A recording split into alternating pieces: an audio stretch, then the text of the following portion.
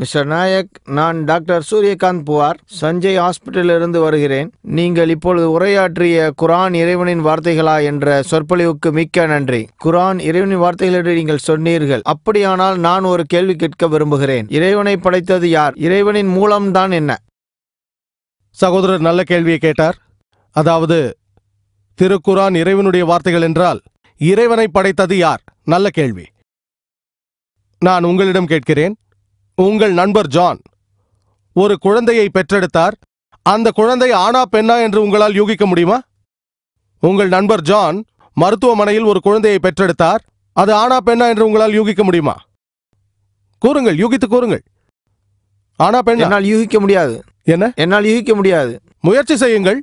50% முயற்சி செய்யலாம் அல்லவா? 50% பாதி வாய்ப்பு உள்ளது. சரி, சொல்லுங்கள். ஆண். ஆண் குழந்தை. ஒரு ஆணால் குழந்தையை பெற்றெடுக்க முடியுமா? முடியாது. ஆனால் அது ஆண் குழந்தையா பெண் குழந்தையா? ஆனால் அந்த பெயர் பெண்ணாக இருக்கலாம் என நினைத்தேன். நான் உங்களை கேட்டது உங்கள் நண்பர் ஜான். ஜான் என்ற பெயர் கொண்ட எந்த பெண்ணையும் எனக்கு தெரியாது. இல்லை, நாம் அப்படி அழைக்கலாம் அல்லவா? சரி, உங்கள் ஆண் நண்பர் என்று வைத்துக் கொள்ளுங்கள். அவர் ஒரு ஆண் மருத்துவமனைக்கு சென்று குழந்தையை பெற்றெடுத்தார். அந்த குழந்தை ஆண் குழந்தையா பெண் குழந்தையா? பெண். ஒரு ஆணால் குழந்தையை பெற்றெடுக்க முடியுமா? இல்லை.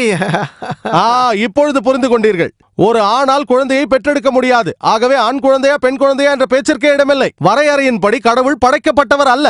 ஆகவே கடவுள் யாரால் படைக்கப்பட்டார் என்ற கேள்வி எப்படிப்பட்டது என்றால், நான் உங்களிடம் கேட்ட உங்கள் நண்பர் ஒரு ஆண், அவர் பிரசவித்த குழந்தை ஆணா பெண்ணா என்பதை போன்றது. இது ஒரு பொருத்தமில்லாத கேள்வி. ஏனென்றால் வரையறையின்படி ஆனால் குழந்தையை பிரசவிக்க முடியாது. ஆகவே ஆண் குழந்தையா பெண் குழந்தையா என்ற பேச்சிற்கு இடம் கிடையாது. அதே போல் கடவுள் படைக்கப்பட்டவர் அல்ல. படைக்கப்பட்ட ஒவ்வொரு பொருளுக்கும் ஒரு படைப்பாளர் உண்டு. கடவுளுக்கு படைப்பாளர் இல்லை. ஆகவே இறை மறுப்பாளர்களோடு நான் வாதிடும் போது எல்லாவற்றிற்கும் படைப்பாளர் உண்டு என்று நான் கூறவில்லை. படைக்கப்பட்ட ஒவ்வொன்றிற்கும் படைப்பாளர் உண்டு என்றுதான் கூறினேன். ஆனால் கடவுள் படைக்கப்பட்டவர் அல்ல. அதுதான் உண்மை. கடவுளை இவர்தான் படைத்தார் என்று சொல்லிவிட்டால் அவர் கடவுளே அல்ல. வலம் யகுல் லவ் குஃபன் ஹத். ஆகவே வரையறையின்படி கடவுள் படைக்கப்பட்டவர் அல்ல. இதுவே எனது பதில்.